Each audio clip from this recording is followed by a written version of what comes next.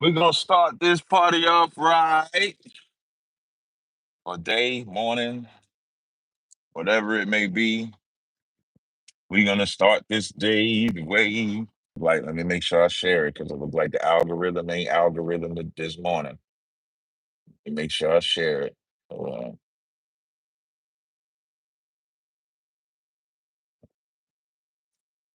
Let me make sure I share this live. Let me just do that. Copy link. Share it here.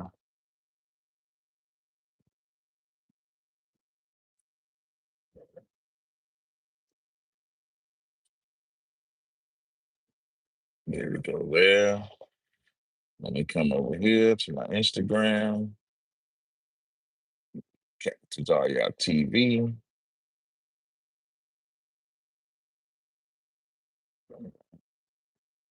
Now, there we go.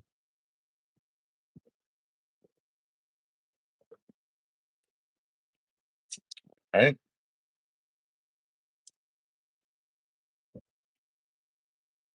Yeah, and let me share on my Facebook page. Go on my Facebook page. Uh, now,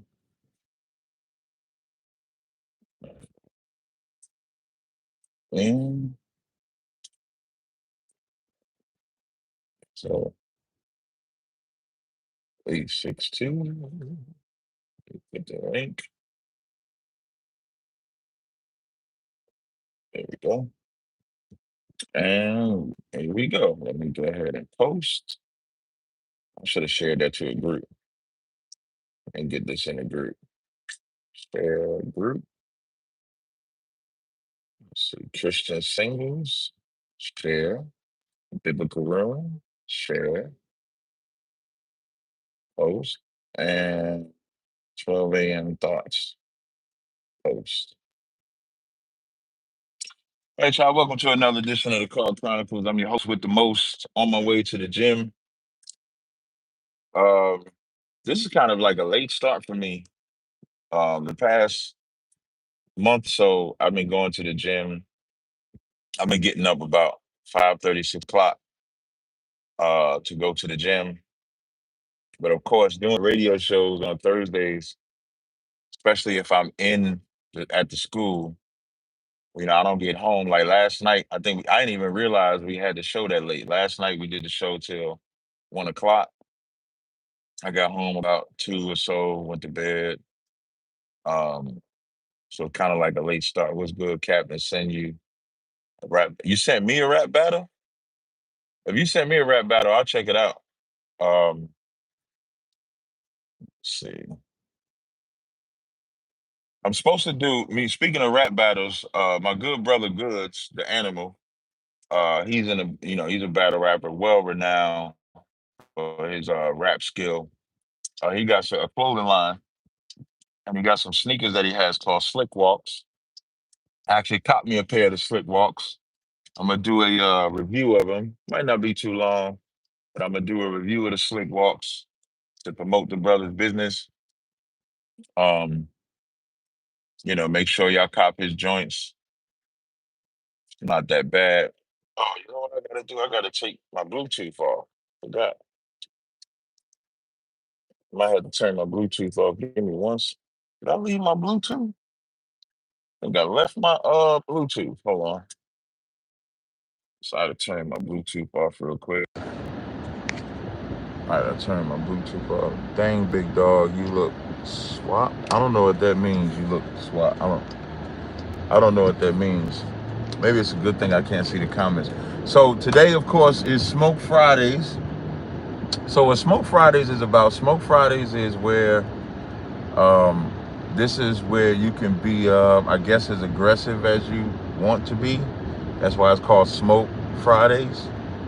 And so what that means is any topics you want. It could be Christianity topic, Muslim topic, relationship topic. It could be any topic that you want. I have a show I'm working on, me and my good brother Tommy. For those that don't know, I'm talking about Tommy Sotomayor.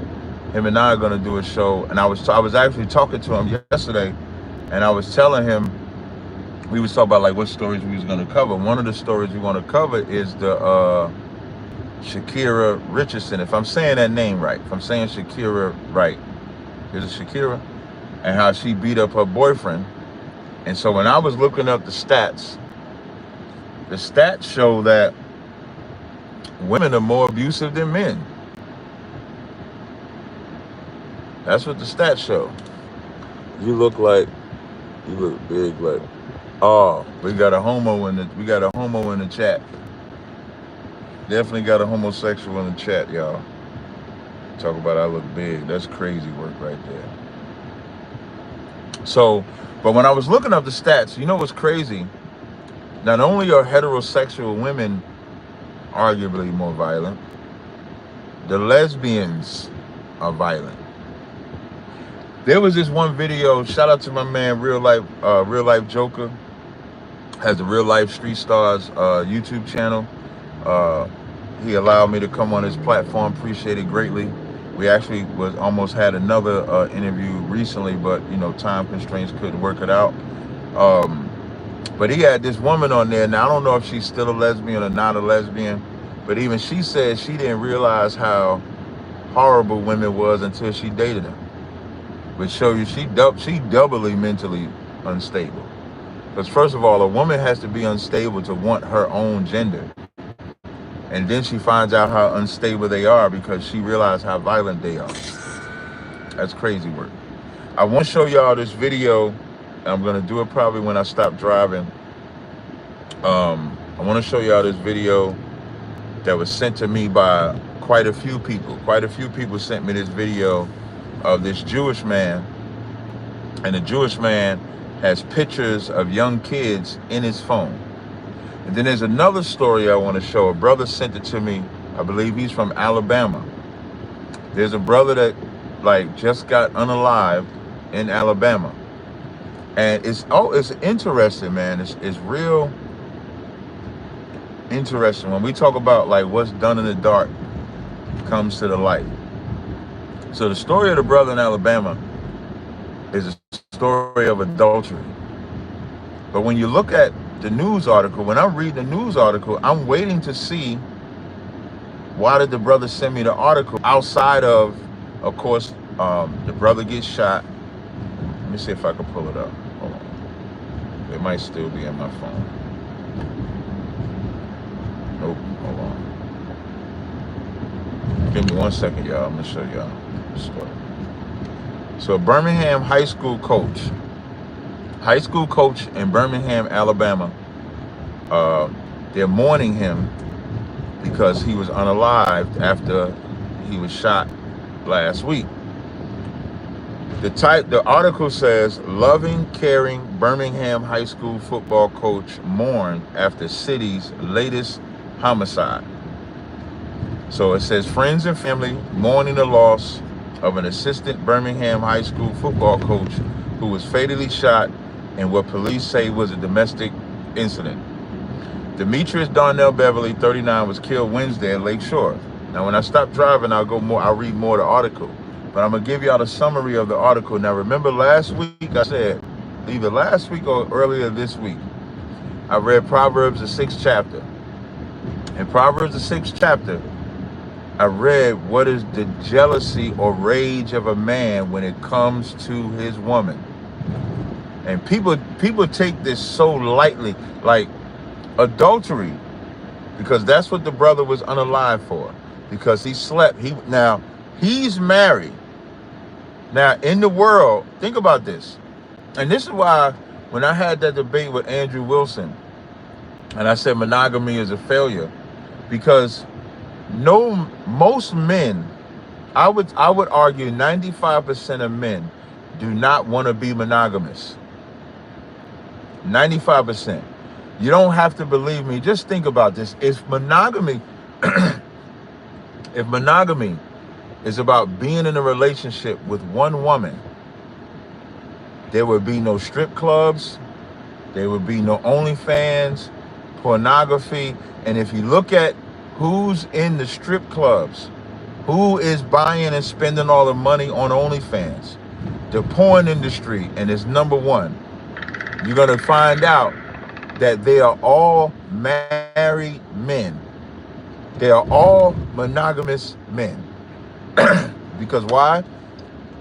Because men are going to lie to women and say, oh, I just want to be with you. You're the only one I want to be with.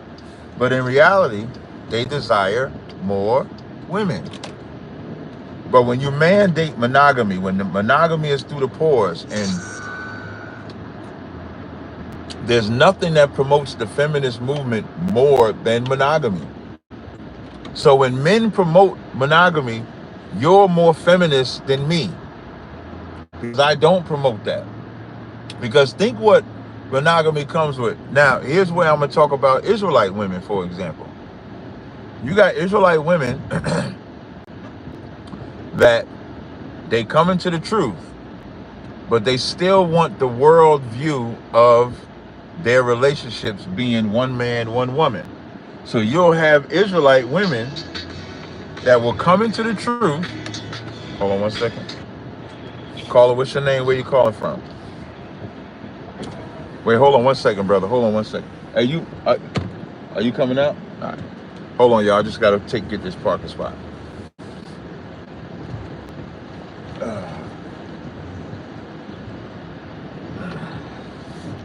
Hold on one second, caller. All right, just trying to get this parking spot. Yo, my damn car doing this shit again. Hold on. There might be something with my screen. I don't know.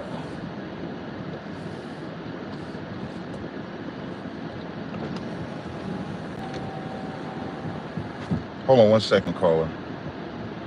What the hell is going on, man?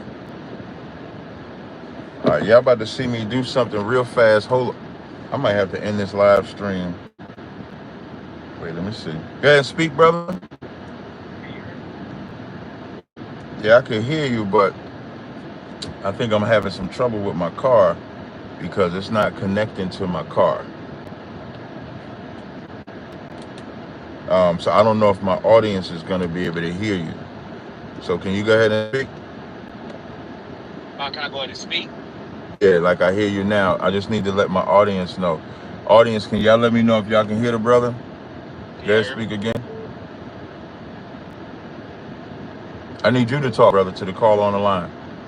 Oh, okay. All right. That's why I asked, can I hear me before I talk? So we just go ahead and ask the question. No, I want you to talk so I can see if they can hear you. Like, do you know what I'm asking you, nigga? That's what I just did. That's why I said, can you hear me? That's why. No, I want you to keep talking. Like, say what you're calling about, and they're gonna tell me if they can hear you, and then that's gonna let me know if I'm gonna keep this live stream going or not. Okay. All right. Cool. Like Captain, do you believe like that there is one way to God, but many ways to the devil, as far as like doctrines and stuff like that? Yes. Okay. All right. So that's the issue that I'm having with the whole multiple wives thing. Okay.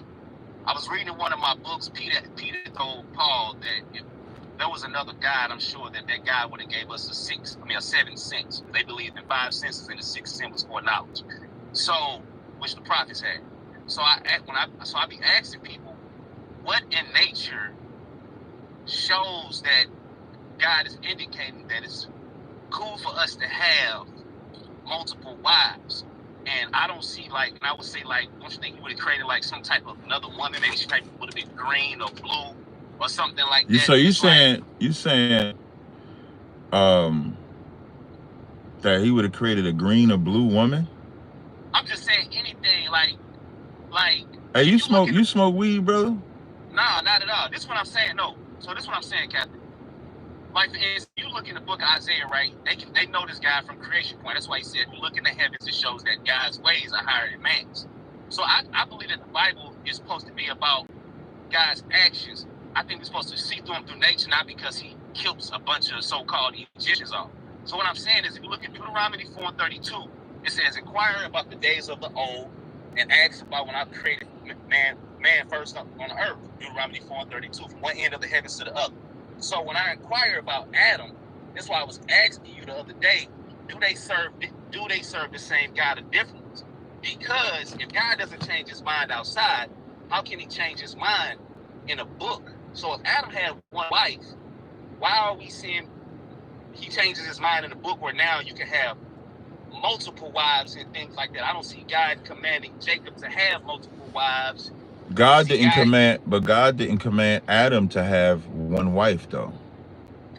Actually, well, if you look at the story of the one rib was hold on 1 second. One wife. Hold on 1 second. Caller, hold on.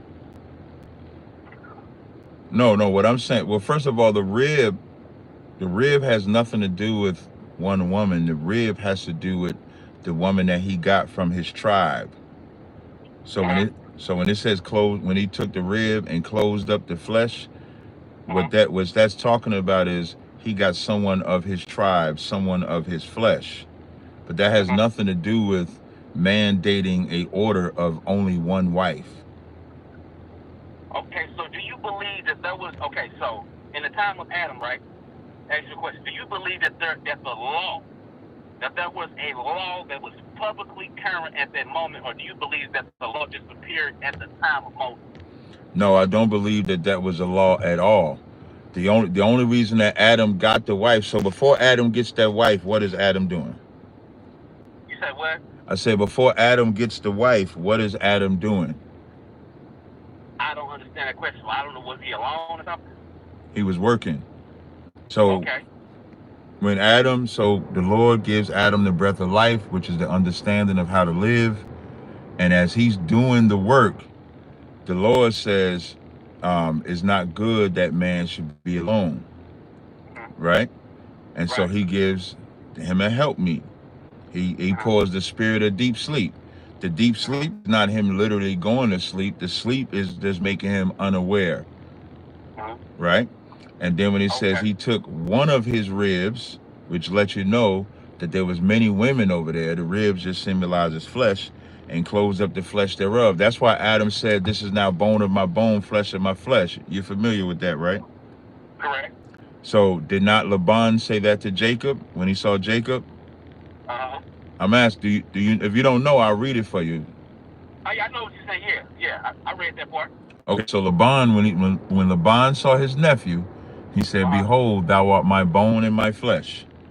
When the nation of Israel saw King David, do you know that they said, we are bone and flesh? Are you aware of that? I'm aware of that. So now, the bone and flesh that Adam is talking about is that this is someone of his tribe, someone of the same lineage, not lineage like a sister, but the same tribe, like how all black people, we're one, Ephraim, stuff like that. So that's what that symbolized. But nowhere in this is it mandating that a one man and one woman is what God required. You don't read that. Okay, so that's the problem. That fact is true. That's the problem, the difference between me and you. We believe that there was a law that was publicly current in the beginning of time. For instance, I'm not even trying to just go on that topic as far as like... No. Just so we're not confusing. I also agree that there was law from the beginning. From the time Adam was given the breath of life, that's the inception of law. What I'm saying when it comes to a man only having one wife, that's not a law. That's what I'm saying. Okay, so we believe, we feel to know that is a law, because if you look on the earth, man is a law, woman is a law. So when I see man and woman, if I go outside and I see a man and a woman, I feel like this is God's actions, because he created man and woman. By me seeing his actions and his work, when I see this man and woman, this is him letting me know that man is supposed to be with woman. You know what I'm saying? So again, I be looking for indications, because like I said, I believe nature is a book within itself. What indications? Because people can't say, well, it's more women than men. Nobody knows that. They just going off stipulations of what they right, but you can't. But I wouldn't confuse nature with the law like that, because if you like you made a point of nature, I believe you mentioned animals and stuff like that. Um, we're not animals. We were beasts without the law. So with the law, we know how to live. And so the only thing that you can see in law is that a man is not supposed to multiply wives or gold, that they turn his heart from the Most High. Now that's the law that we can read, Right. because we can see where Ezekiel had one wife and the Lord gave her a stroke, because that was the apple of his eye and not the truth. So we can actually read that.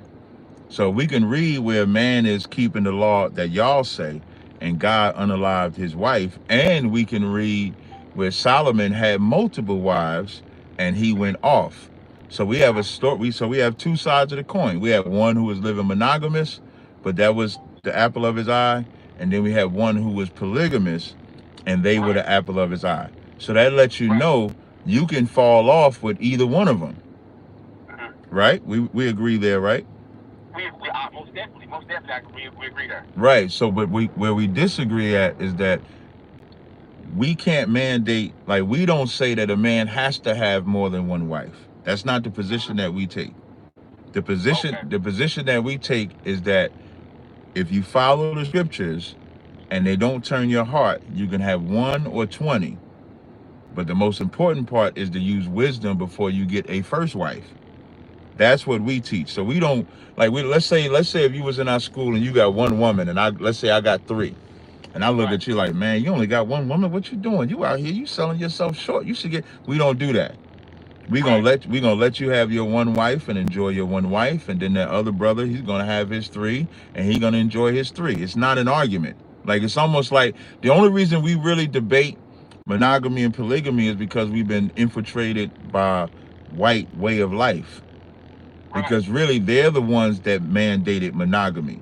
Like, if you go historically, the Greeks were first, followed by the Romans, and then the Christian church just started putting in this one man, one wife as law. But that's never been a law. Now, if you want to go culturally, Israelites are not the only ones that have that concept that a man can have more than one wife. Other cultures have that. Some cultures have where women can have more than one husband. Right. So, good. Okay. So, and all right. So, before we go, so I believe as far as that book wise, okay, Israel was beat without the law, because I notice a lot of times, maybe because we don't have too much information on these people, but if you notice, camps don't really speak about Adam, they don't speak about Jared, Methuselah, Enos, or Enoch. And I noticed in our first century Nazarene books, like Peter said, there was no disease or anything like that at the beginning, because the earth was in harmony with God. Like I tell people also, it shows that there was a law that said Enoch walked with God. You're not talking about the book, you're not talking about what it says in Genesis. Right. So it has to be a law in order for Enoch to walk with God. And that's those things that we try to search out for. You feel me? We don't believe that we believe everything was superior with God. Everything was. You said, wait, back up a little bit. You said everything was what? Superior, which means when he first came to this earth, everything was good, everything was in harmony. There was no such thing as stealing, fornication. We don't see multiple wives in the so-called beginning. We don't see bloodshed, burn off as a sacrifice. We don't see envy, none of that. We see nothing but good, righteous works. Until when? Until when? As far as our reading, Genesis chapter 6, we don't blame the fall of man. No, okay, so I would give brush back, because right after Adam got that wife in Genesis the 3rd chapter, you absolutely do see it. You see, talking about Cain? No, talk about the serpent. You see envy. The serpent was envious of Adam and Eve. No. I'm talking as far as like the fall. I'm saying we don't blame the fall of man on Adam. Of course, I just told somebody today the first sin that was committed was the confirmation of saying that there are other gods. You know what I'm saying? The serpent told Eve that she would be a god, and her believing that. But that's what I'm saying. When you saying everything was superior, try not to look at it like superior. You could say, because Adam gets the truth or the law. We agree there. He gets his wife. And then in the very next chapter, because there was other nations surrounding Adam and Eve, Right. we agree there. And so they were envious and they were living lawlessly. So there was lawlessness outside of the garden. What Adam was supposed to do is the same thing Israel was supposed to do, was be the light so that the other nations would actually know how to obey God. And they failed at that job because of envy. Even when you talk Right. about there was no sacrifices, there was sacrifices. That's why Cain unalived Abel, because of sacrifices. No, I didn't say that. When you look, so what I'm saying is, when you look at Genesis 1, you don't see none of those acts that we commit today, whether it be stealing, killing, fornication, envy, burnt offerings and stuff. You don't see none of those things mentioned in Genesis 1. That's why I said, notice everything in Genesis 1. This is what made the apostles and Yahshua and them to teach. They didn't say things just to be saying it. They said things because they noticed the actions of God. So when he said first, he didn't say, well, you got to have work. He's noticed that the Son is God's work. But I think what you're doing, I think what you're doing is Genesis 1 is not about how man was living. Genesis 1 is about creation. Has nothing to do. So when he said man and woman, when he created man and woman, at that time, what was man and woman doing? Man and woman were being created in Genesis 1 as a boom. Right. So they was created as a boom. Like the birds was created in abundance, man was created in abundance. The fish was created in abundance, man was created in abundance. The animals were created in abundance, man, and then they were told to multiply and subdue the earth. That's all you see in Genesis 1. They weren't given instructions yet on how to obey God. You don't get the instructions on how to obey God until Adam was given the breath of life. That's not true. That is true. What only law that they was given was be fruitful and multiply, subdue the earth. That's all you see. And to eat what? Are you talking about the herb? When it comes to when it says the herb, right? When it says the herb, there's no law on plant life. It says fruits and herbs. No, I don't think it said fruits and herbs. I think it say fruit. It says he told man to eat the fruit yielding seed and the herb yielding seed. 129. He said, I told the animals to eat all green plants. 1 and 2. Right, because there's no law of fruit. When I'm saying herbs, that I didn't say fruit, but that encompasses both. It says, and God said, I have given you every herb bearing seed which is upon the face of the earth, and every tree which is the fruit of the tree yielding seed. To you it shall be for meat. Now, that's also, well, I don't want to confuse you. So there is no law on plant life. There is no law. There is law on animals though. But in the law on plant life. No, there ain't no law on plant life. Meaning, if you drop a seed, give it sunlight and it rains, it grows. That's the law.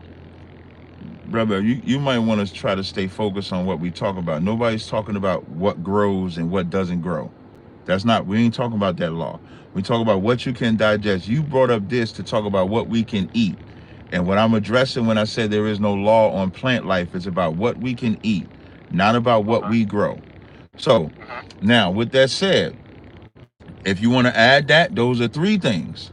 But they wasn't given any rules on what God to serve, how to serve that God, who to sleep with, who not to sleep with. They wasn't given none of those rules. And then Adam was given the breath of life. And then when Adam was given the breath of life, now he begins to set things in order the way God intended. So now... So what's this 48 hours later? Hold on one second. Caller, hold on. Okay, brother, I just need you to stay focused on the subject you want to talk about, because I do have other callers, and now you're going into, is this 48 hours? Yeah, because I'm confused. It just happened, like, as soon as he created the earth, boom, okay. You know, time, like 48 hours, that's a weird thing to say when the Bible says a day unto the Lord is as 1,000 years. So in Genesis, the first chapter, when it's talking about days, those are spans of time. Okay.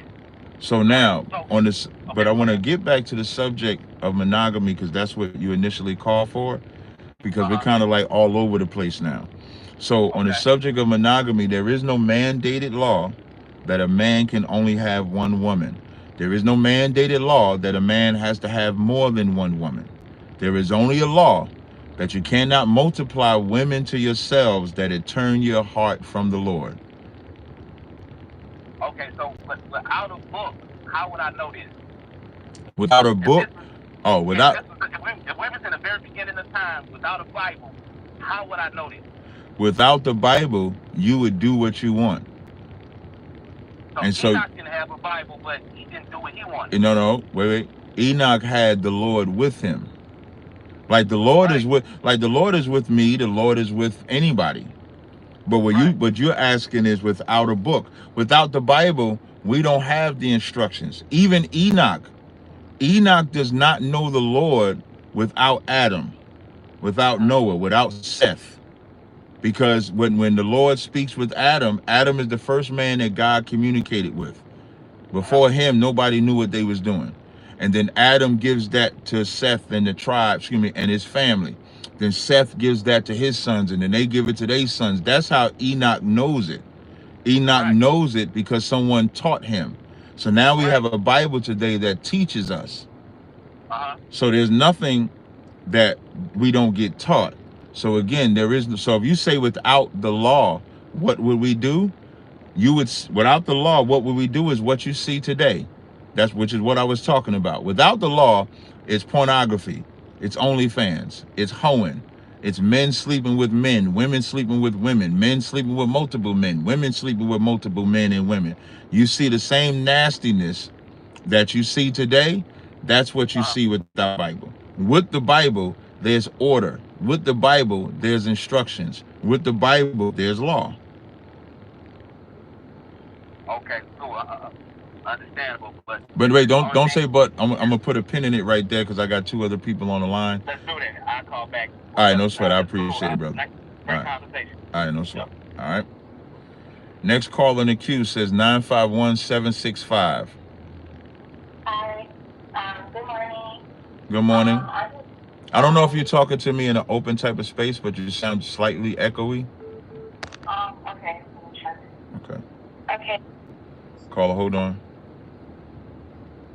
Yeah, go ahead and give it a shot. Okay, what about now? Yeah, you sound a lot better now.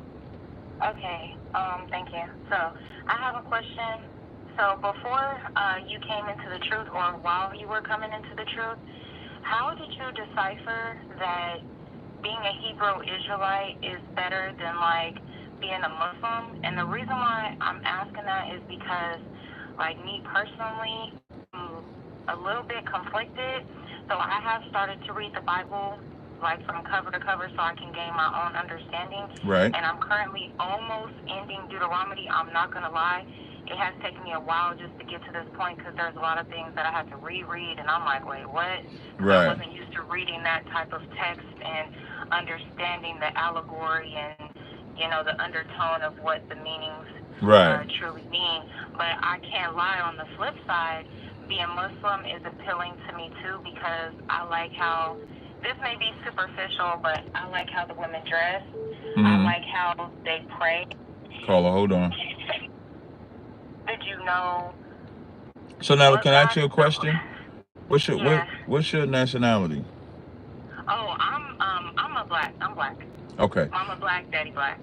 Yeah. Okay, so the reason why I asked you that is because the first thing you asked me was like, what made me be a Hebrew Israelite, and then you made a comparison and used Islam. So I was Christian before I was an Israelite.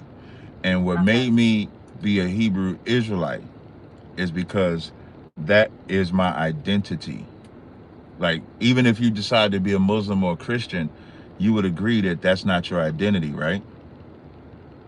See, I don't know because it's So what I'm to try to make it a little clearer. Being a Muslim, does that make you a Arab? No, I'm absolutely not Arab whatsoever. You still even so if you're a Muslim, you're still a black woman, right? Yes, correct. It's just like if I'm a Christian, I'm still a black man, right? Yeah. But now when I say I'm an Israelite, I'm saying I'm from the tribe of Judah. If you say you're a black woman, if you're an Israelite, now you're from the tribe of Judah. You're from one of the tribes of Israel. So now so the difference is now your identity. So now when you read the Bible and it tells you about laws you're supposed to keep and laws you're supposed to follow, that's directly to your tribe. That's directly to your people. As opposed to, as a Christian, anybody can be Christian, and there is no real law in Christianity. In Islam, I noticed you said that you like the way that they dress. Who says you can't? If you choose to dress that way as an Israelite, why can't you dress that way as an Israelite? Like Muslims don't have the ownership of wearing your head covered, covering your face, being fully dressed. That's not a custom. That's a law of Islam. It's just a culture of Islam. So the reason why I'm an Israelite is because that's the first belief system that gave me the identity of who I was. And as we read, if you're reading, you said you're in Deuteronomy, right? What chapter are you in Deuteronomy? Oh my gosh. Okay. All I know, and this is so bad because I get kind of lost in it. All I know is like I've just finished where God. Damn, that just hung up. The phone just hung up. Ain't that a bitch? Hold on, I gotta call her back. Let me call her back. Hold on, let me get her back first. I think it was her. Hold on.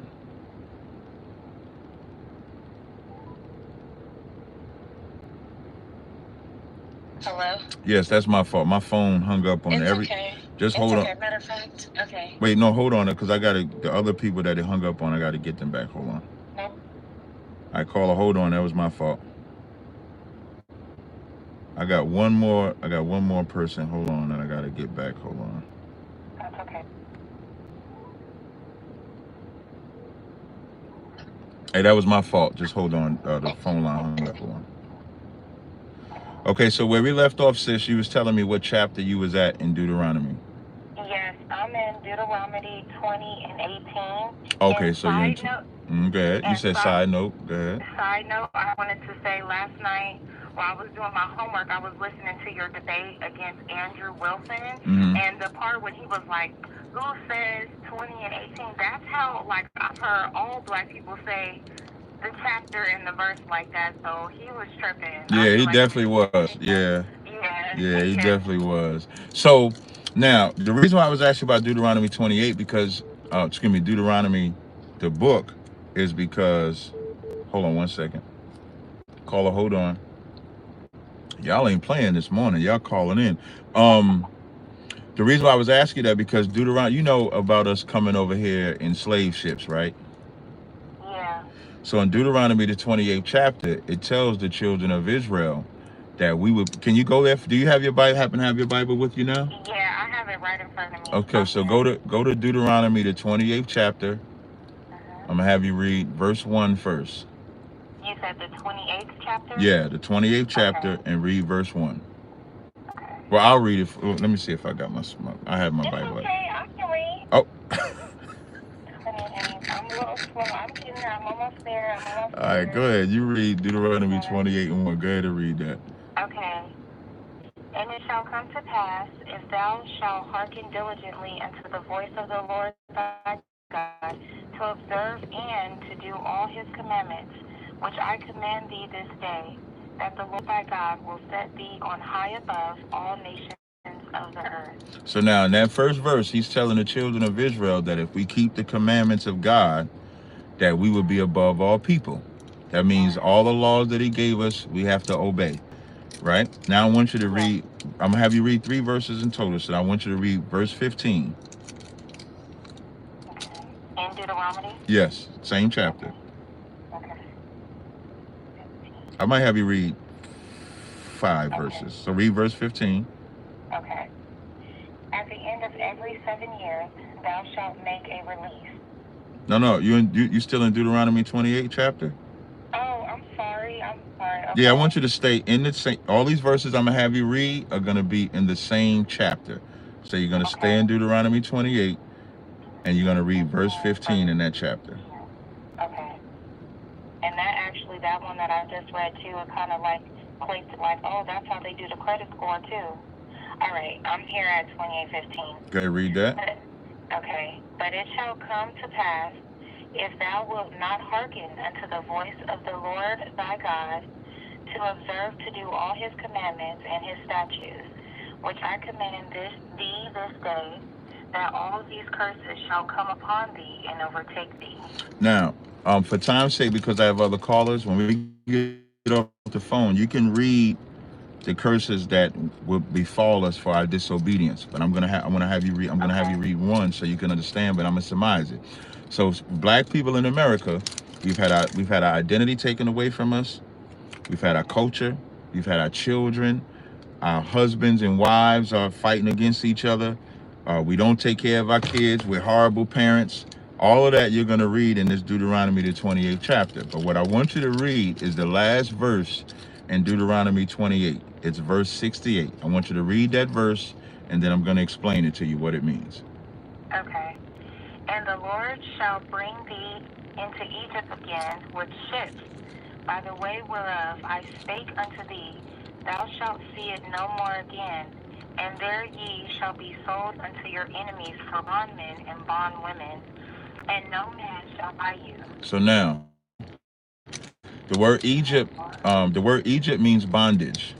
That's a Greek word. It means bondage. So when the Lord says he's going to bring us into Egypt again with ships, this is describing how black people, Hispanic people, and Native Indians came over here, or excuse me, was a part of the transatlantic slave trade. Because to get from Israel to Egypt, you don't have to take ships. You can just walk. They always Right. travel back and forth. But how did we get over here into America? In cargo slave ships. And it says there, you shall be sold for, excuse me, I'm sorry. It says, by the way thereof I spake unto thee, thou shalt see it no more again. We're the only people that don't have a homeland. Yeah. We don't have no place that says, they always say go back to Africa, go back to Africa. That's a whole continent with like 40 countries. So where in Africa do you go? Then it says, and there ye shall be sold unto your enemies for bondmen and bondwomen. We were sold to our enemies for slave men and slave women. And when it says, and no man shall buy you, to buy you is old Quaker English for redeem you. And nobody has redeemed us since we've been in this captivity. And so when black people like yourself and like myself, you coming from a Muslim side, me coming from a Christian side, we're trying to identify spiritually who we are. The answer has always been in that Bible. So when you say, should you be a Muslim or should you be or what made me be an Israelite? Because I wanted to stop offending the Most High. So if we want to first understand if we first understand who we are, that'll let us know the God we supposed to serve. So once we identify as an Israelite, now we know what God we're supposed to serve. So now, if we find out we're supposed to serve the God of Israel, what did he say? Exodus 21:20, the first commandment says, thou shalt have no other gods before me. That gets rid of Christianity. That gets rid of Islam. Because Islam is the worship of a rock god that they call Allah. Have you ever heard of the Kaaba stone or making your Hajj in Islam? Yeah, I think it's coming to for Islamic people. Right. Yeah, I And have so heard that. they have to circle that Kaaba 7 times. In the middle of that Kaaba is a meteorite. Well, they say it's a meteorite that they say fell from the sky. So when you circle that Kaaba, you're actually worshiping a rock. Yeah, an idol. Right, Yeah. an idol. So you can't be a Muslim because God said you can't have no other gods before him.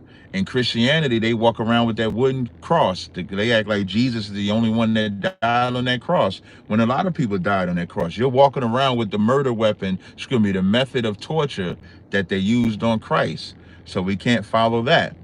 And when you read Deuteronomy 28:64, it says, in the land of, I'm going to read it for you. In Deuteronomy 28:64, it says, hold on, and the Lord shall scatter thee among all people, from one end of the earth even unto the other, and there thou shalt serve other gods, which neither thou nor thy fathers have known, even wood and stone.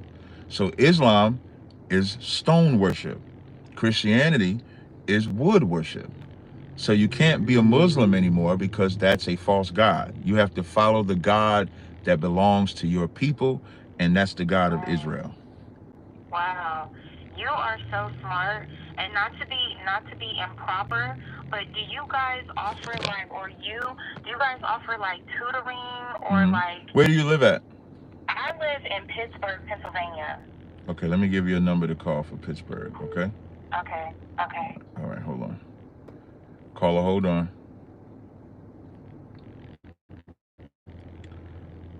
I'm just waiting for this.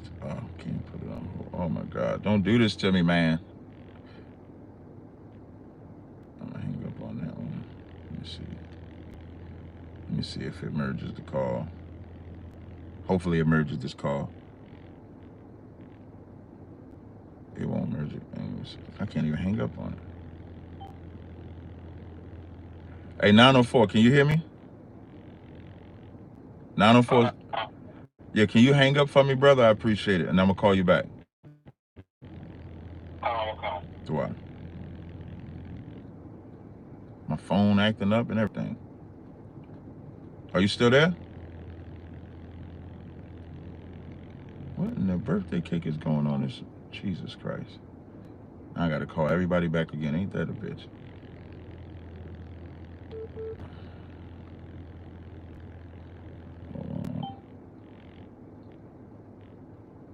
I must got some newfound patience this morning. Ain't that a bitch? Hold on. Caller, hold on. I just want to give her this number to call. Hello? Hey, sis, let me give you this number to call for Pittsburgh. Yes, I'm ready. It's 313 285 6770. Okay. All right. Hey, thank you so very much for this dialogue. No problem at all. It was very enlightening. Thank you. Yeah, and You when take care. no problem, you too. And when you talk to the brother, they're gonna give you the schedule for our classes because we have classes that you can get in. Okay. Okay, but I want your class. If you ever have any questions, you can always call or text. Okay. All right. Okay. All right. Thank you. You're welcome. Okay. Bye bye. Bye. Let me get this other caller. All right, hold on 1 second. 910. Just hold on 1 second. Let me get these other callers back. Let me get Little Rock back.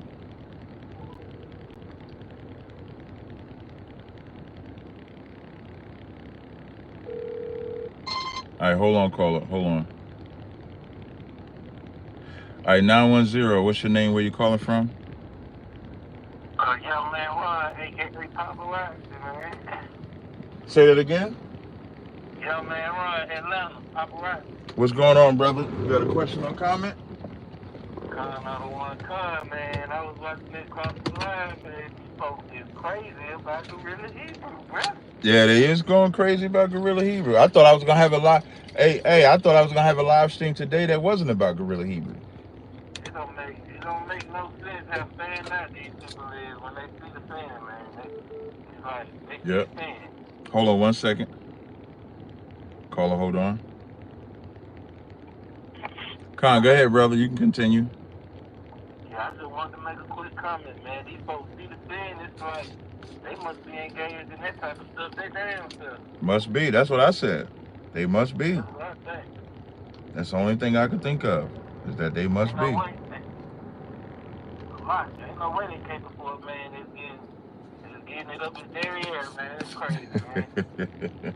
Was there anything else, brother? No, sir. All right, I appreciate the call. All right, shalom, Lord Christ. Next caller is 501-902. Hello? Yeah. Yeah, this Keelan from Arkansas. Oh, shalom, what's going on? I don't know if you received the message, but I sent you something from 501-612-4385. When you sent it? I believe it was this morning. I sent it this morning. What was it? What was it? And basically what I sent you was, I believe it was one of those, it was one of those Commanding General Yohana lives that I was watching live Oh, you talk about the Edomite that got his white only town. Yeah. And Okay. that's down here where I'm at. And I be passing through it. Well, not necessarily town, but through the Ozarks. Up there, and Jesse Lee Peterson gave the interview directly talking to this dude. So it was just crazy. And really, I'm sorry, did I interrupt you saying something else? Come on, brother. No, you good. Come on. Okay. So basically, what's going on is, dude is just basically saying why he started the town and stuff like that. And basically, it all boils down to, I feel like some Israelite brothers then cut these Edomites on the street somewhere, and they feeling like it's a society. He said not all races, but it's a certain race. And I know he's talking about us, but that they feel like, you know, we superior and shit like that.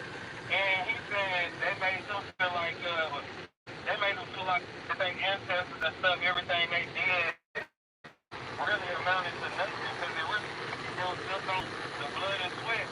Okay, but now without me watching it, I can't relate to what you're saying. You don't sound solid. Explain it. Maybe I could watch it and then talk about it later. Yeah. I didn't know if you had already seen it. So No, I've never seen it. So what I could do is I could watch it and maybe do some commentary on it later. Okay. Copy that, dude. All right, brother. All right. Shalom. Next caller. Oh yeah, he hung up too. So now I wanted to finish telling this story, right? So you got, when it comes to monogamy and polygamy, you got scenarios where Israelite women, this is what Israelite women do. I'm trying to put y'all on game, brothers. It's two things. Hey, Eric, I just talked to you last night, Eric. I'm not talking to you again. So this is what Israelite women do, and this is what Israelite men do. And this is how you know. This is how you know if you built for polygamy, men and women. And this, I'm talking to Israelites. If you as an Israelite woman know that a man can have more than one woman, but you go to that man and try to force him to only have you, you're not ready to be a wife. If you as an Israelite man, a woman comes to you and say, if you get with me, I got to be your last and only wife, and you say yes, you're not ready for one wife. Let that sizzle in y'all niggas' spirit. Because I know stories when, listen, I could tell y'all some stories, man. I know stories where this sister is trying to bully this man to be the only wife. And because you want some tail, it'd be two sides. Caller, hold on. I'm going to come right to you, caller. It'd be two sides of it. Because you want some tail, and because you came from the world, you're used to lying to a woman. You'll tell that woman, yeah, you're going to be my only rib, because the whole thing you trying to do is just get some tail. And you believe once I get her, she got to stick with me anyway, so she going to have to deal with my lie. Sisters, y'all better be careful. That's why, sisters, my advice to you sisters, if you getting with an Israelite man, you have to accept that a man can have more than one woman. Whether your man gets one or not is irrelevant to you accepting it. Because if you get with an Israelite man and then fall for the same lie that every other nigga in the world told you, that's your fault. That's your fault.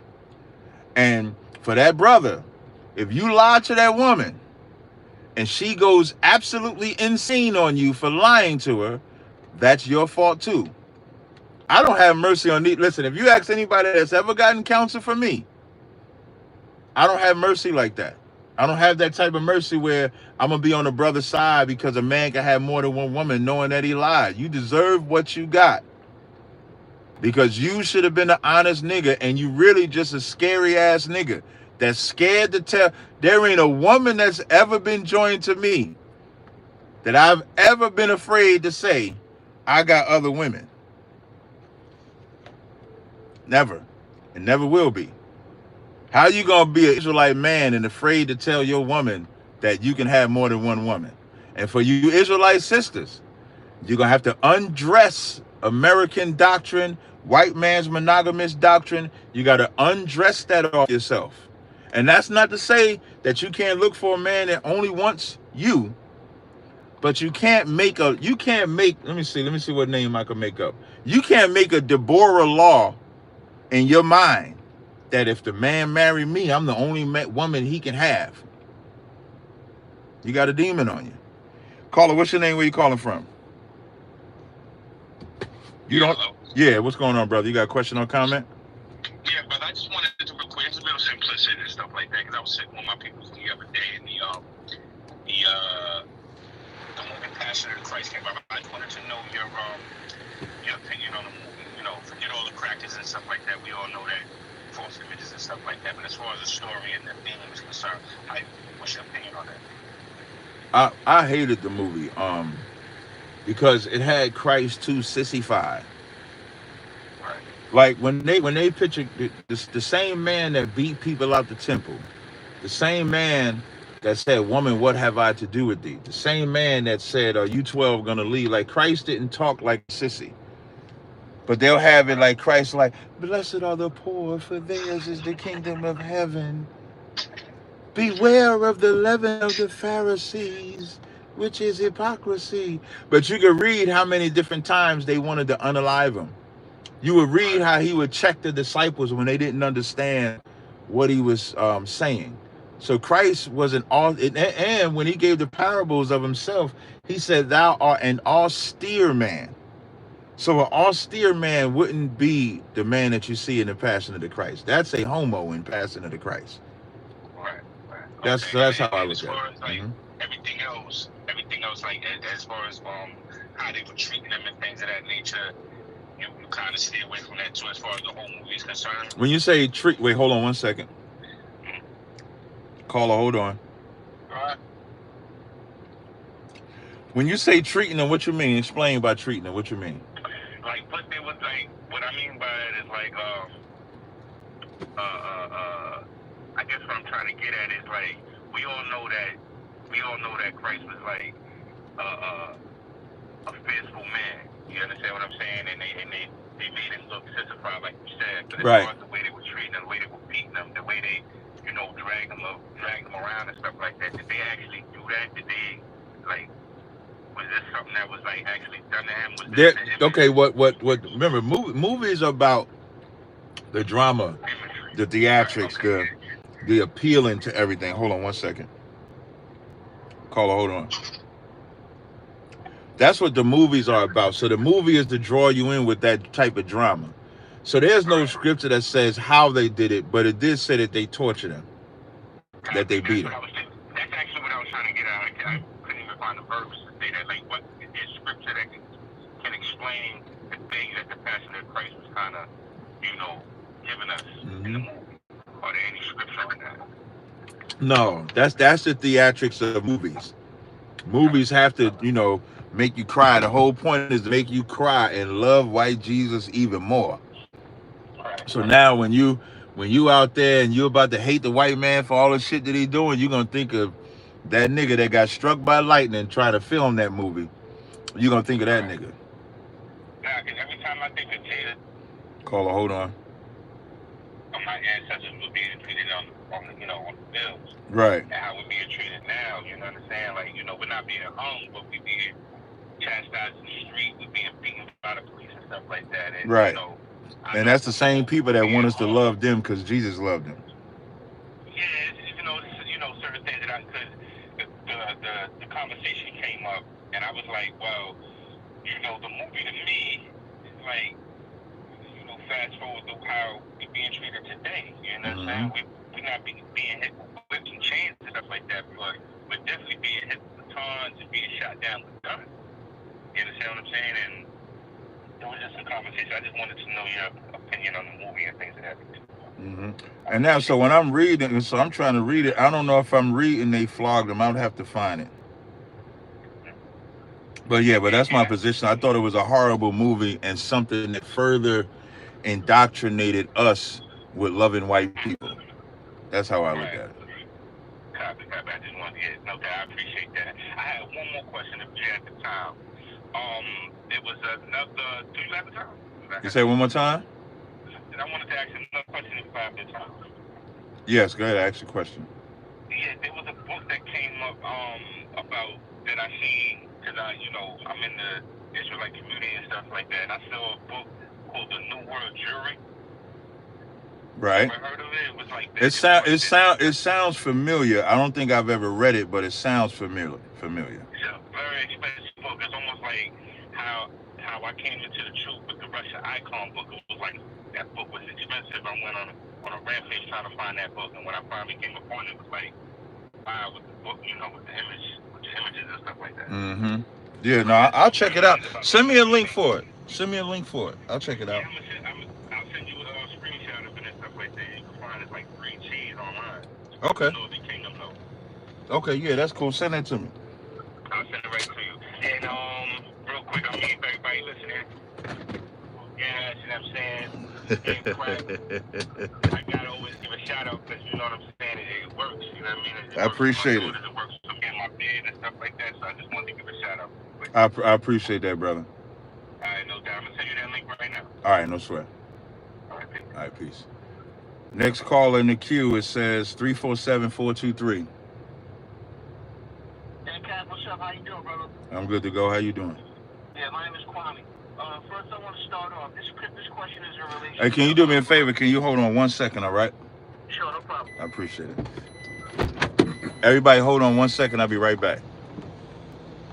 Okay.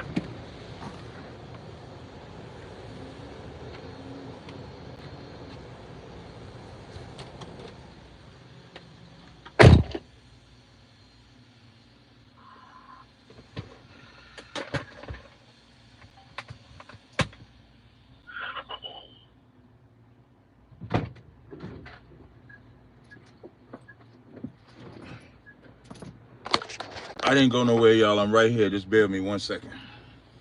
I'm talking to the people on the live right now.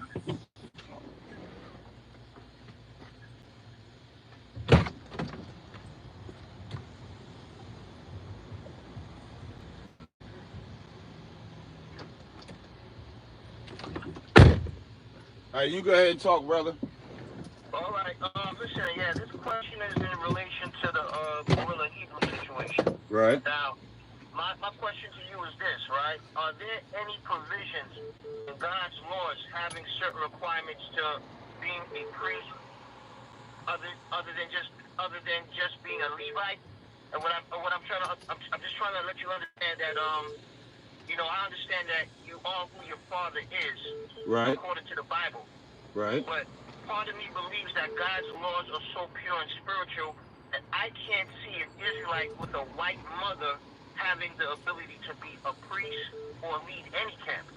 Well, in our law, before you even get to a priest, right? In our law, the children that are born from a white woman couldn't enter into the congregation to the third or fourth generation. So that's not even a priest thing. So now the question would beg then, well, how can anybody be an Israelite or come amongst the congregation, right? Wouldn't that be a valid question? Well, that's a legit valid question, Yeah, because I understand of who your father is. So your mother could be a heathen, and you can still be considered an Israelite. But my thing is that when we're talking about in the priesthood, or you even having a position of leadership, how is it that you can gain those privileges? And I just want to know this. Well, you can't use that. Well, you can't say that part because from that position, we all like Joseph, like Ephraim, right? You know the tribe of Ephraim? Yes. Their mama wasn't no Israelite. Right. Neither was the Manassites. Their mama wasn't an Israelite. So you don't want to look at it from that position. That's why I brought up Deuteronomy 23, I think 8, is because to actually answer your question, the reason why those with a white mother or Moabite mother or African mother can come back without having to go through those generations is the same reason someone that commits adultery can come back into the congregation, because of Christ. Because of Christ is why we're allowed to repent. Now, here's the thing when it comes to now, in the Bible when it says to the rest, say I, not man. So I'll use this as a teaching point. What you really, the danger in what's happening with those that have another mother that's not an Israelite, you want to know what the real danger is? What's the real danger? The real danger is that they keep the culture of their mother. That's the danger. The real danger is that as they are supposed to come into the truth and leave their mother's history, their mother's hold on one second.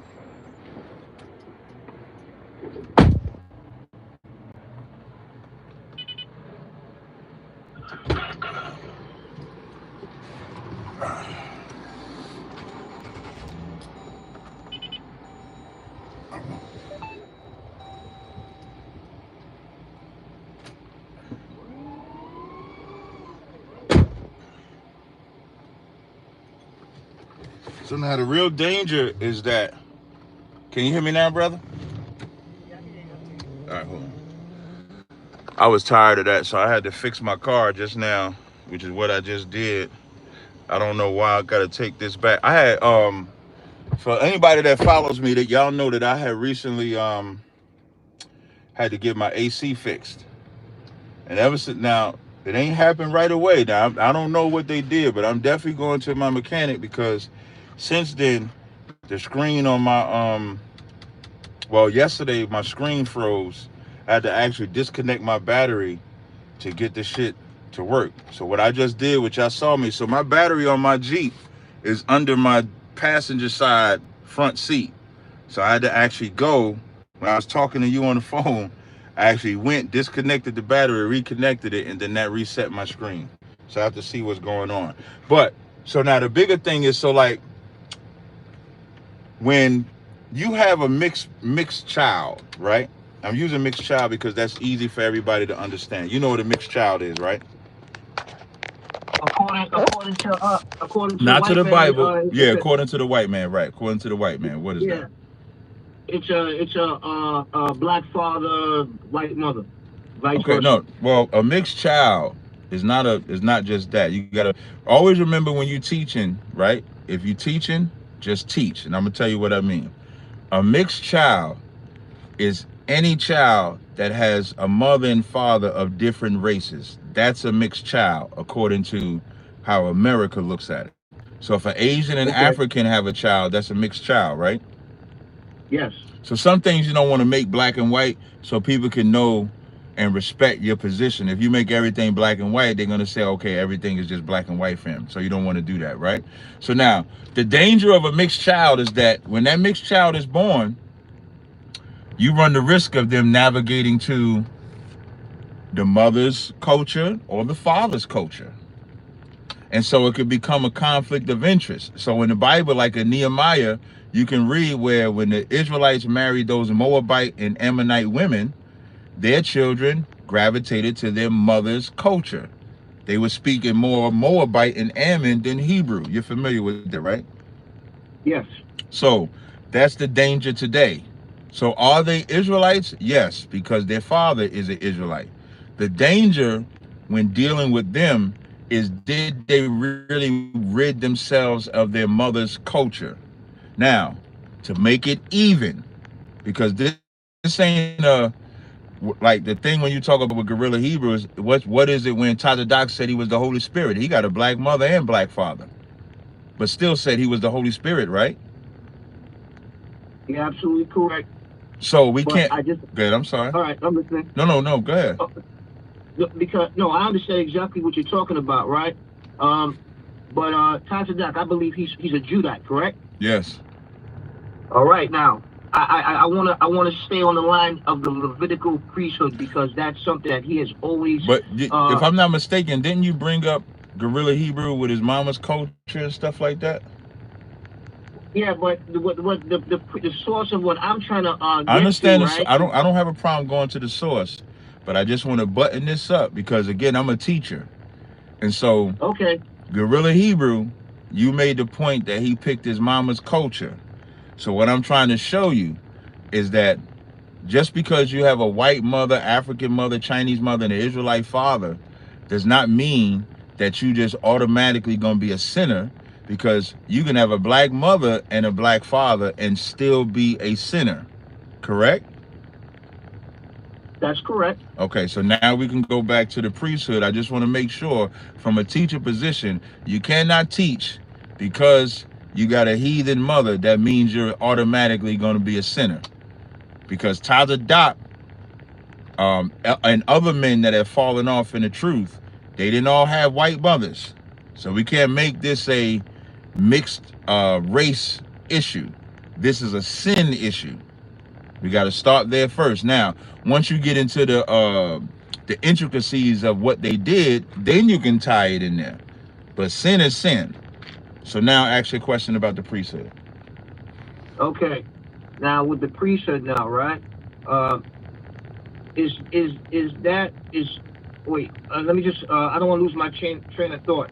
I just want to know where in the scriptures, right, where we could find a Levitical priest, right, that can have a different mother of a different race. I thought that from what I understand, I thought that the Levitical priesthood was the Levites were chosen people with God, right? I agree 100% with you, but this question, right, is, I'm not being funny when I say this, but that's a question you have to ask Guerrilla Hebrew, because we don't teach that we're under Levitical priesthood, but I believe he does. Like for example, they don't believe we're in the New Testament. We do. So our priesthood is the Melchizedek priesthood, where all tribes are priests. Like that when I understand in now. Revelations 5, when it says a nation of priests is what we are. So it's not just the Levites that are priests, the Judites are priests, Ephraimites, etc. But your question is a valid question for him from his position, because they teach that we're not in the New Testament.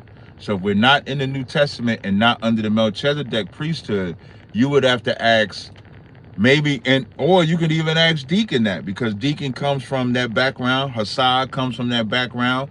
That cat Taz, I think is his name. They come from that background. So that would be more sort of a question for them, because I would agree with you that he could not be a priest because of his mother's line. I would agree with you. Okay. All right. And just for the record, I started out with IUIC watching them, and then I just watched a whole bunch of madness with them, with this dude Judah Mack, and then I came over to Sakari, and then watching them, and then I'm watching all the madness with them as well. So it pretty much found me over here at ISUPK, and looking at judging by what I'm watching and seeing, you guys are pretty much legit. Most High Christ. Hey, listen, man, I had a similar journey. I went from, I found this guy. His name was Yash. Yash is the nickname. I think his whole name was like Yashar or Yash or something like that. And he had a website. I used to rock with them on some little chat line, and he messed it up. And then I got cool with this brother named Hezekiah out of New Orleans, and he's the one who told me about ISUBK. And ISUBK, the greatest story, like Tazaryach out of ISUBK gave me the greatest love I needed at the moment, because when the brothers that I thought was my brothers made a video about me, when I went to class, Tazaryach, I go into the school, and Tazaryach is clapping for me. And he's like, you withstood that and was so heavy about it. If there's ever a story I could tell that gets me emotional, right, is telling this story. And the reason why if it gets me emotional is because, like, you talk about a brother that was sincerely looking for the truth and sincerely trusted the first brother. The brother let me down.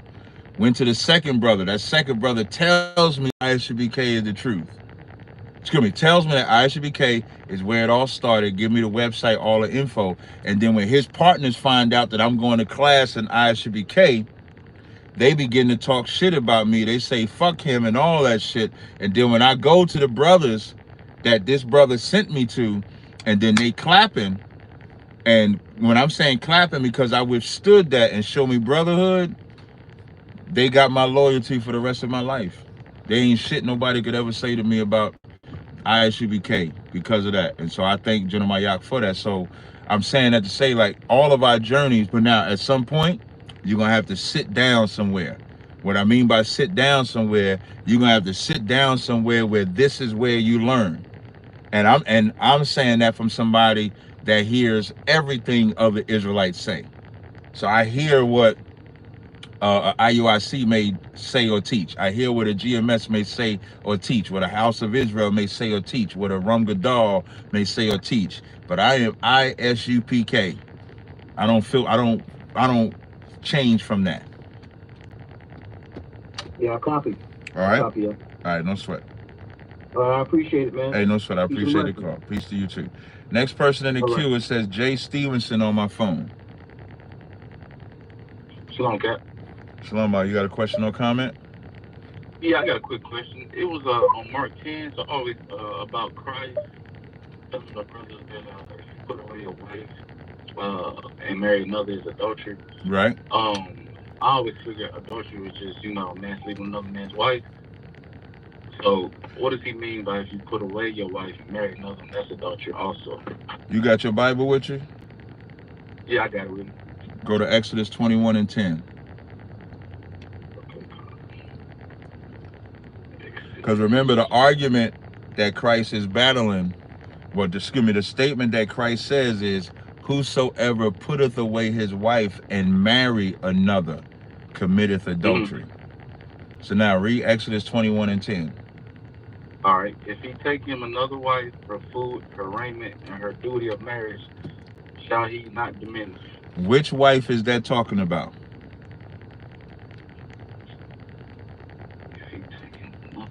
Okay, the second wife. No, No. Go ahead. It's talking about the first wife. Okay, first wife. So in Exodus 21:10, this is law. Okay. If he take him another wife, her food, her duty of raiment, her food, her raiment, and duty of marriage shall he not diminish. So if you got wife number one, right, you get wife number two, you don't diminish wife number one. You keep them both. What they were doing during Romans' time was divorcing to marry another. So you're actually you're breaking this law. If you and that's important. That's how you know Christ wasn't against a man having more than one woman. Christ, right. That's what I figured. Right. Christ is exactly. Christ is against a man leaving the first woman for the second woman. So what Christ is essentially saying, don't diminish the first one. You commit adultery if you diminish her just for that new woman. Gotcha. Appreciate that. And that's what we do. And you know the crazy part? That's the hustle today. The hustle today is that when a man that's married gets another woman, what does he promise that woman? Hey, I'm gonna leave this woman soon. And then her stupid ass believes that. And then he just straddles her along and straddles her along and straddles her along until she just be his side piece for 3, 4, 5 years. He still be telling, I'm gonna leave soon. No, I can't leave because of the kids, and that's the hustle. Yeah, I definitely have heard that before. That's true, man. Yeah. All right. Yeah, but yeah, that's all I really had, man. I wanted to tell you though, man, when you used to say you still say that you're the funniest man in Israel. I was like, I don't know, Cap. I don't know. Who funnier than me? Wait. Who funnier than me? I don't know. I just didn't know nobody. Oh, that's what I thought. That's what I thought. Hold on, hold on 1 second. Caller, hold on. All right, these are the last calls. So I got 3 people on my line. No, I ain't rushing you off. These are the last. Okay. After him, it's just 2 more people. I'm not taking no more calls. Outside of the generals, which the generals don't count, they're in a whole nother atmosphere. I'm the funniest nigga in Israel. But yeah, when you were talking about Gorilla, because I used to watch bro a lot, and how you mimic his, like how he talk, like, right? Yeah, that nigga be like, so y'all don't understand, right? I was just sending text messages to my wife, right? And y'all don't understand it. If y'all ain't with me, I gotta go back to gangbanging, right? All right, that's what I gotta do, right? That's what he do. Yeah, man, I was dying, man. I'm like, yeah, you might be the funniest man. Yeah, man, yeah, you know, funniest. But I appreciate it. That's all I All right, I appreciate it. Shalom. Shalom. Next person in the queue, it says Joseph. Tracy Joseph. You might be muted, brother. You're the only other person. Well, it's two of y'all. Okay, that might be me. Yeah. Okay, go ahead, brother. You got a question or comment? So I got a question. First of all, I want to, give honor to you in so many ways because just the brother that you just spoke to, you didn't trash talk the other sector so far as what they believe in comparison to yours. You didn't trash them. I respect that. But I have a question about the. If I'm sure you're aware of the Ethiopian Bible versus the King James Version Bible. What's the difference between those two and the Ethiopian Bible? You said what's the difference? The Ethiopian Bible has Enoch and stuff like that in it. Why you guys don't follow it? Is that the one that has Enoch and stuff like that in it? That has yes, it has several other books. Yes. Yeah, because that Ethiopian Bible comes from I just want to make sure that this is the right one. The Ethiopian Bible comes from Russia. Okay, so the one that the Ethiopians are using that supposedly is translated into English comes from Russia, you think? Yeah, I'm just trying to make sure. Hold on one second. There's several versions. I can't remember the one I purchased, but there are several versions. Supposedly the one I purchased came. I would have to see that. I would have to see that one. But if that one has the Book of Enoch and stuff like that in there, that's why. Okay, because the one I have has a total of 88 books. Yeah, those probably additional 4 books are probably that because so it says it contains books not found in the King James Version as the Book of Enoch. That's why we reject that, because the Book of Enoch is not canon. Okay, it's not canon. Okay, so that's the reason. Okay. Yeah. And one last question is just that I grew up in the Seventh-day Adventist religion, strayed away from that and started listening to you guys. So the question I have, one of the things that are preached or teach is that our body is a temple. However, when it comes to profanity, what is it about profanity that you guys believe in, or I'm sure you're okay with it because I hear it come from you some at times. Does profanity affect the temple that we're supposed to be as a temple? You said profanity? Yeah, profanity, like cussing and things like that. No, that don't affect the temple. Okay. All right. That's no, wait. It's not that simple. It's not that simple. Okay. In James, the 2nd chapter, right? I think it's James. Mm-hmm. I wasn't just gonna tell you that and not give you a scripture so you can understand. I appreciate it. Then you be like, damn, Cap just said you could out here just cuss niggas out and shit, man. Yeah, because I know there are some words that I like. Be careful that right. To not curse. So now, so just so you can understand, cursing from a biblical position is when you're trying to put a curse on somebody. Cursing from the world's position is like if you say bitch, ass, damn, shit, fuck, like that. That's cursing. Mm-hmm. So they're not the same things biblically. But what we are talking about is what you do with your tongue. And so this is James, the 3rd chapter, right? It says, my brethren, be not many masters. This verse 1. My brethren, be not many masters, knowing that we shall receive the greater condemnation. For in many things we offend all. If any man offend not in word, the same is a perfect man, and also able to bridle the whole body. Behold, we put bits in horses' mouth, that they may obey us. So now, for those that don't know what a bit is, you control them. You control that horse. As powerful as that horse is, you control that horse by putting something in his mouth, and you can make him go left, you can make him go right, you can make him stop, you can make him do all those things with a small bit, right? Then it says, behold, also the ships, which though they be so great, are driven by fierce winds, yet are they turned about with a very small helm. Now it's talking about the helm that controls the ship, that little small thing that turns it to the left, turns it to the right. It says, even so, the tongue is a little member, and boasted great things. Behold, how great a matter a little fire kindleth. So what he's making a comparison, the bit is small in a horse's mouth, the helm is small in a boat, and the tongue is small on your body. But what comes out your mouth, it says, and the tongue is a fire, a world of iniquity, so is the tongue amongst our members, that it defileth the whole body, and setteth on fire the course of nature, and is set on fire in hell.